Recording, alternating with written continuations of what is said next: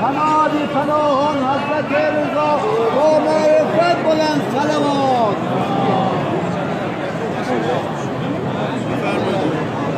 حرکت رو آقا بشین با سپاس کنویی دور بزنید این در دیگه که حتی از شبه اگه صف بود باشی صف